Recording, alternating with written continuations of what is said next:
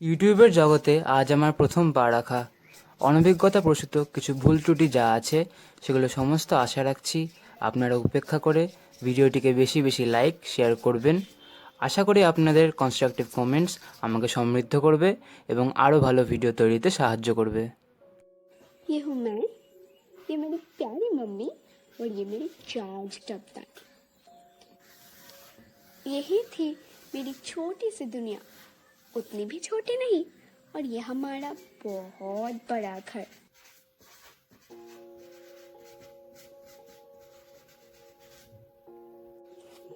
ज्यादा साखर वाली एक कप चाय लेकर रोज 7 बजे मेरी दादी मुझे नींद से उठाती थी। क्यों मैं सुबह उठकर पढ़ने नहीं बैठती? इस बात पर मम्मी के साथ 5 मिनट झगड़ कर गणित के 5 सवाल रगड़ते रगड़ते ही 8 बज जाते थे। स्कूल के लिए मैं जब तक नहाती और रेडी होती, दादी मेरे लिए ब्रेकफास्ट रेडी कर देती थी, मुझे प्यार से खिलाने के लिए। मैं तो छोटी सी बच्ची थी, अकेले कैसे खा पाऊंगी? दादी को ये कहना था वो अलग बात थी कि मैं क्लास 9 में पढ़ती थी। मम्मी और दादी को बाय करके घर के सामने इंतजार करती थी स्कूल बस के आने का। बस में पूरे मजे करके स्कूल पहुंचकर असेंबली अटेंड करते वक्त ऐसा लगता कोई प्रियोर लेक्चर सुनने के लिए आई हूँ। क्लास में टिफिन खाना और बातें करने के लिए पनिशमेंट मिलने के बाद बस में चिप्स खाते खाते ही घर पहुंच जाती थी। घर में आते ही दादी को सब कुछ अपनी जगह पर सजा कर रखना था, इसलिए मैं स्कूल ड्रेस को इधर उधर फेंक कर बैठ जाती थी टीवी के सामने। मम्मी आकर मुझे खाना खिला देती थी। उसके बाद अगर कोई ट्यूशन रहता तो थोड़ा सा पढ़ लेती थी, वरना विस्तार तो था ही ड्राइंग कॉपी और पेंसिल के साथ लैब जाने के लिए।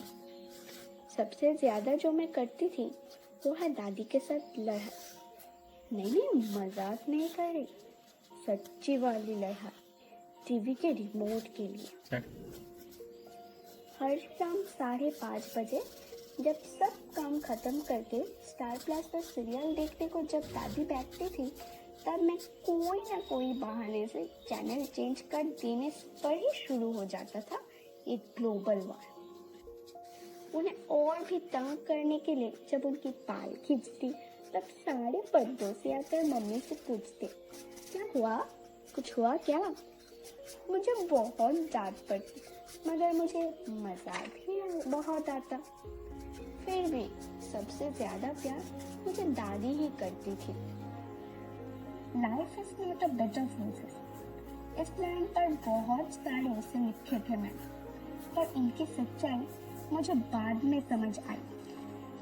18 दिसंबर 2015 दादाजी अचानक आए हार्ट अटैक से चल बसे थे। मैं अपने हैंग होने वाले फोन पर डोरेमोन देखते देखते लंच कर रही थी। तभी पापा ने कॉल करके बताया। पापा दादाजी के साथ कोचबिहार में रहते थे और मैं मम्मी के जॉब के लिए रैंगेज में उनके साथ, और दादी मेरे साथ इसलिए रहती थी ताकि मुझे हर वक्त सबसे अच्छा नरिशमेंट मिले। सबसे मुश्किल थी वो न्यूज़ दादी को देना। किसी तरह उन्हें कुछ देर तक संभाल कर उनका रोना रोककर उन्हें गाड़ी में कोचबिहार लाया गया। सारे लोग वहां पर हमारे पहुंचने का वेट कर रहे थे। एक एक कर फिर सब रोड पे आए शमशान जाने के लिए। बॉडी लेने के लिए गाड़ी भी आ चुकी थी। मैं भी जाने ही वाली थी कि तभी एक फोन आया घर से। दादी ने फोन किया था, तितली एक बार खा लो, वहां से आने के बाद बहुत नियम होता है, तुम खा नहीं पाओगी। मैं फोन कट दिया। सोचा कि वह दादाजी गुजर गए हैं, हम सब शमशान जाने की तैयारी कर रहे हैं और उन्हें मेरे खाने की पड़ी है। उस दिन उस बात की वजह मुझे नहीं समझ आई। घर पे सब थोड़ा स्टेबल होने पर तय किया गया कि दादी क्योंकि बहुत साल तक यहाँ नहीं रह सकी, इसलिए फरवरी तक वो यहीं रहेंगी और फिर मम्मी उन्हें फिर ड्रैगन्स ले आएगी। मैं सोचा कि सब ठीक हो जाएगा, मगर मेरे सोचने से क्या हो।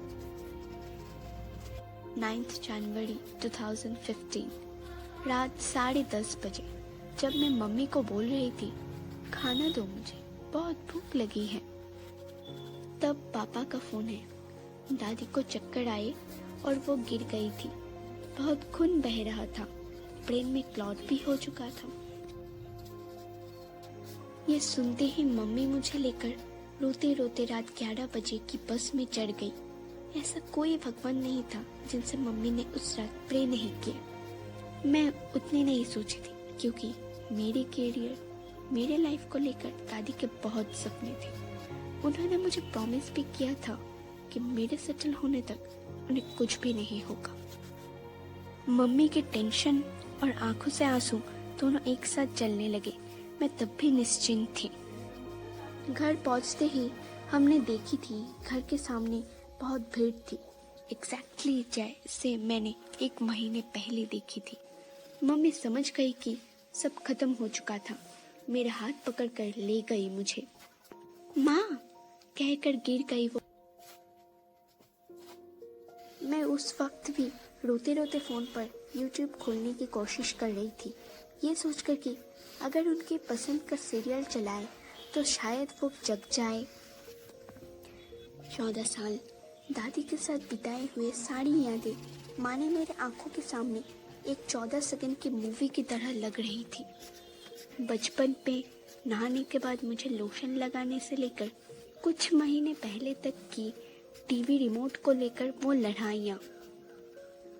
पापा पर्स लेने के लिए घर गए थे, तभी खड़े एक अंकल ने मुझे उन्हें बोलने को बोला, क्योंकि ज्यादा देर तक बॉडी नहीं रख सकते थे। मैंने फोन हाथ पे लिया पापा को कॉल करने के लिए, मगर हड़बड़ी में कॉल लॉग की जगह कॉल रिकॉर्डिंग खुल गया मेरे उस हैंग होने वाले फोन पे। मैं गुस्सा होकर फोन को पास पड़े एक टेबल पर फेंक कर खुद ही पापा को बुलाने चली गई। पापा आए। सब उस वक्त बॉडी को गाड़ी में उठाने में बिजी थे और कुछ लोग मम्मी को संभाल रहे थे। जिस वक्त मैं गाड़ी में बैठी, तभी मम्मी के हाथ से मेरे फोन गिर गया और बज उठा। तितली, एक बार खा लो, वहां से आने के बाद बहुत नियम होते हैं, तुम खा नहीं पाओगी। 4 साल हो गए उस बात को। अभी भी वो मोमेंट किसी के लिए सेलेशियल है और किसी के लिए हॉरर, पर मेरे लिए तो वो प्रूफ है कि दादी मुझे सबसे ज्यादा प्यार करती थी।